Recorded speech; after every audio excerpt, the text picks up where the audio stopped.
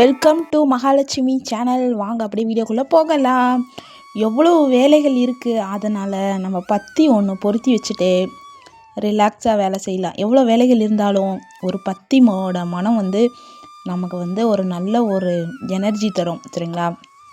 நான் நான் அப்படி தான். எவ்வளோ வேலை இருந்தாலும் ஃபஸ்ட்டு உள்ளே நுழைஞ்ச உடனே ஒரு பத்தியை பொருத்தி வச்சுட்டு அப்படியே வேலையை செய்ய ஸ்டார்ட் பண்ணிடுவேன். பாருங்கள், அவ்வளோ பாத்திரம், சரிங்களா? ஃபஸ்ட்டு முதல் வேலை பாத்திரத்தை கழுவணும். கட கட கட கட கட கட கடன்னு பாத்திரத்தை எல்லாத்தையும் கழுவிட்டுருக்கேன், சரிங்களா? எங்கள் வீட்டு பசங்க இப்படி டம்ளர் தொட்டாலே கொண்டு அப்படியே வாஷ் பேசனில் போட்டு இவ்வளோ பாத்திரம் இருக்குது. அதனால் அவ்வளோ பாத்திரம் நான் தான் கழுவிட்டுருக்கேன். எல்லோரும் எப்படி இருக்கீங்க? எல்லோரும் நல்லா இருக்கீங்களா? நம்ம சேனல் பிடிச்சா மறக்காமல் லைக் அண்ட் சப்ஸ்கிரைப் பண்ணி வச்சுக்கோங்க. இன்னும் பாத்திரம் தான்ப்பா கழுவிட்டுருக்கேன். நிறையா பாத்திரம்ப்பா. நான் இது இந்த வீடியோ ஸ்லோவாக காட்டினேன்னு வச்சுக்கோங்களேன், ரொம்ப லென்த்தாக போகும். அதனால் ஒவ்வொரு வீடியோவாக எடுத்து கொஞ்சம் எடிட் பண்ணி, அதனால் உங்களுக்கு கொஞ்சம் டக்குன்னு பார்க்குற மாதிரி எடிட் பண்ணி வச்சுருக்கேன், சரிங்களா? இல்லைப்பா, நீங்கள் ஸ்லோவாகவே காட்டுங்க, நாங்கள்லாம் பார்க்குறோம், வீடியோ என்னோடய வீடியோ உங்களுக்கு பிடிச்சிருக்கு அப்படின்னு சொன்னிங்கன்னா கமெண்ட்டில் சொல்லுங்கள். மெதுவாக ஸ்லோவாகவே வீடியோ போகிற மாதிரி நான் எடிட் பண்ணி தரேன், சரிங்களா? இது கொஞ்சம் ஸ்பீடாக போகிற மாதிரி எடிட் பண்ணியிருக்கேன். அவ்வளோ பாத்திரம். அப்புறம் கடன்னு பிளேட்டெல்லாம் அங்கே மேலே கழுவி வச்சுட்டு வடைச்சட்டி, அப்புறம் டம்ளரு, கரண்டி, தட்டு வந்துகிட்டே இருக்குது. அல்ல குறையாத அச்சய பாத்திரம் மாதிரி இந்த வாஷ் பேசனில் மட்டும் எவ்வளோ காலியாகவே இருக்க மாட்டேங்குதுப்பா. ஏதோ ஒன்று பாத்திரம் இருந்துக்கிட்டே தான் இருக்குது பாருங்கள். அது குட்டி வாஷ் பேசுனா, அதனால் எனக்கு கொஞ்சம் இடம் பத்தாது. அதனால் இருக்கிற இடத்த அட்ஜஸ்ட் பண்ணி கடன்னு பாத்திரம் கழுவணும். பாத்திரம் அப்படியே கழுவலாம் பாருங்கள். இன்றைக்கி வீட்டுக்குள்ளே நிறையா வேலை இருக்குப்பா. ஒவ்வொரு நாளைக்கு சோம்பேறி ஆகிட்டேன்னு வச்சுக்கோங்களேன், வீடு அப்படி தான் கசன்னு கிடக்கும். இதே நம்ம சுறுசுறுப்பாக இருக்கிற அன்றைக்கி வீட்டுக்குள்ளே அவ்வளோ ஒரு நீட்டாக இருக்கும். ஒரு சமையல், நல்ல சமையல், நல்ல ஒரு பூஜை, அந்த மாதிரி அந்த நாளே நல்லா போகும். நம்ம எந்திக்கிறத பொறுத்து. இப்போ நம்ம சோம்பேறியாக எந்திரிச்சோன்னு வச்சுக்கோங்களேன், அந்த நாளே சோம்பேறியாக தான் போகும். காலையில் எழுந்திரிச்சி அழகாக ஒரு கோலம் போட்டு, மங்களகரமாக ஒரு கோலம் போட்டு, போய் ஒரு கிச்சனில் போய் சமையல் செஞ்சு அந்த மாதிரி மங்களகரமாக ஸ்டார்ட் பண்ணோம்னா அந்த நாளும் நல்லா போகும். அப்புறம் அடுப்பு ரொம்ப மோசமாக கிடந்துச்சு. ஒரு நாள் துடைக்கலைனாலும் இப்படி ஆயிரும். அடுப்பு தினமுமே துடைச்சி நம்ம சுத்தமாக வைக்கணும்னு எங்கள் அம்மா சொல்லுவாங்க. அதனால் எங்கள் அம்மா வந்தாங்கன்னா வேலை கிச்சனுக்கு அடுப்பை தான் பார்ப்பாங்க. என்ன இப்படி வச்சுருக்கேன்னு சொல்லி திட்டுவாங்க. அதனால் எப்போயுமே நான் சுத்தமாக வச்சுக்குவேன் அடுப்பை, சரிங்களா? நம்மக்கிட்ட இருக்கிற விறகு அடுப்பாக இருந்தாலும் சரி, அதையும் நல்லா தொடச்சி அதில் ஒரு கோலம் போட்டு இந்த மாதிரி சுத்தமாக வச்சுக்கணும். ஒரு மாக்கோலம் போட்டேன். ஒரே ஒரு சிம்பிளான ஒரு தாமரை போட்டாச்சு. ரொம்ப அழகாக இருக்குல்ல? பார்க்குறக்கு ரொம்ப அழகாக இருந்துச்சு. பாருங்கள் எப்படி இருக்குது என்னோடய அடுப்பு. சூப்பராக இருக்குல்ல கிச்சன்? வாங்க அப்படியே வீடை கூட்டலாம் அப்படின்னு சொல்லிட்டு வீட்டுக்குள்ளே அவ்வளோ குப்பை கடன்னு அவ்வளோ குப்பை எப்படி தான் வருதுன்னு கேட்டிங்கன்னா, என் பசங்க சாப்பிட்டு அப்படியே குப்பை பேப்பரை வீட்டுக்குள்ளே போட்டு வச்சுருவாங்க. அதனால் அதிகமாக குப்பை அப்படியே பார்த்திங்கன்னா கட்டிலில் அப்படியே எல்லாம் போர்வை, தலகாணி எல்லாம் அப்படியே கிடக்கு. என் பசங்க இந்த ஸ்கூல் லீவு எப்படா முடியும்னு இருக்குப்பா. சேட்டையாக பண்ணிகிட்ருக்காங்க. வீடை சுத்தமாகவே வச்சுக்க மாட்டேங்குதுங்க இந்த பசங்க. நான் அழகாக நீட்டாக மடித்து எல்லாம் வச்சாலும் கழிச்சு விட்டுறாங்க. எப்படி சொல்கிறது, எப்படா ஸ்கூல் திறக்கும் அப்படிங்கிற மாதிரி தோணுச்சு. அப்புறம் எல்லாம் போர்வை எல்லாம் மடித்து வச்சாச்சு. இந்த மாதிரி மேலே வச்சா தான் எடுக்கிறதுக்கு கொஞ்சம் ஈஸியாக இருக்கும். கீழே வச்சோம்னா நான் கீழே எனக்கு கட்டிலுக்கு அடியில் எதுவுமே வச்சாலே பிடிக்காது. கூட்டும் போது கட்டிலுக்கு அடியில் எதுவுமே இருக்கக்கூடாது அப்படின்னு நினப்பேன். அப்புறம் சோபாலையும் அவ்வளோ குப்பை, ஃபுல்லாக மண். இந்த பசங்க ஏறி மண். அப்புறம் ஃபுல்லாக கட்டிலுக்கு அடியில் கூட்டியாச்சு. பாருங்கள் அவ்வளோ குப்பை. காலையில் தான் கூட்டினேன், சாயங்காலம் பார்த்தா இப்படி கிடக்கு வீடு. அப்புறம் கடன்னு இப்போ 5 மணிக்கு மேலே நான் கூட்டினாலே உள்ளே தான் தள்ளணுமே தவிர குப்பையை வெளியே கூடி தள்ளக்கூடாது, சரிங்களா? அதனால் நான் கூட்டிகிட்டு போய் கிச்சனில் வச்சு அள்ளிடுவேன் குப்பையை. அப்புறம் அந்த டிவி நெட்டு பார்த்திங்கன்னா இது ஒரே கலராக இருக்கா, இந்த கண்ணாடி பக்கத்தில் கண்ணாடி இருக்கா, அந்த கண்ணாடி ப்ளூ கலராக இருக்கா, அதில் சைடில் பார்த்திங்கன்னா கொஞ்சம் பெயிண்ட்டை உரிச்சு வச்சுருக்கான் என் பையன்.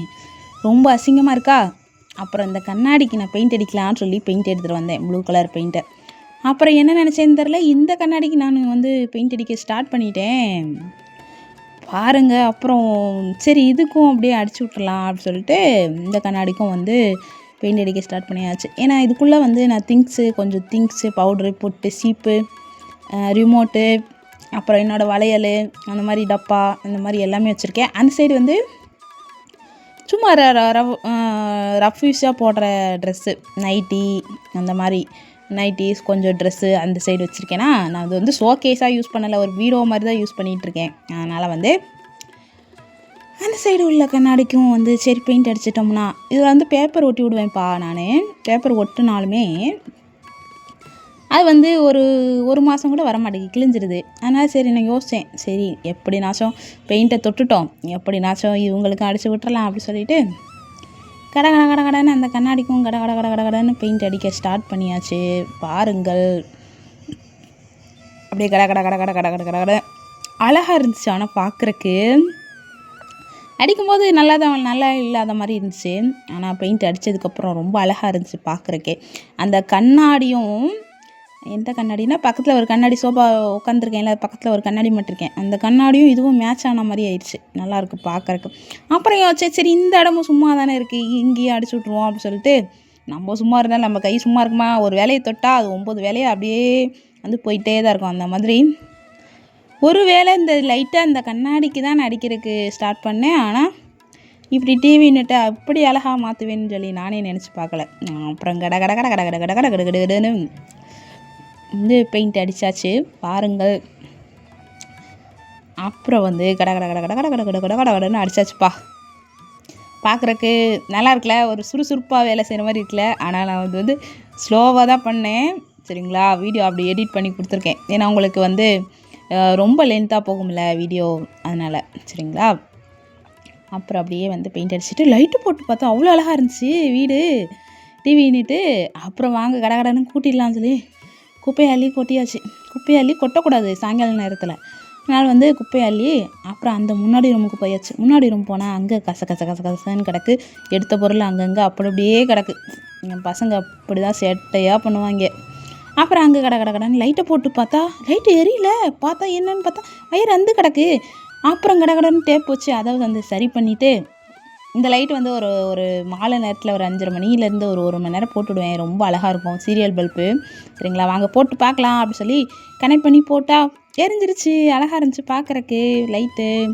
பாருங்கள் எப்படி இருக்குன்னு காட்டுறேன் பாருங்கள். அழகாக இருக்குல்ல. எங்கள் வீட்டுக்கு வர்றவங்க சொல்லுவாங்க லைட் அழகாக இருக்குது அப்படின்னு சொல்லுவாங்க.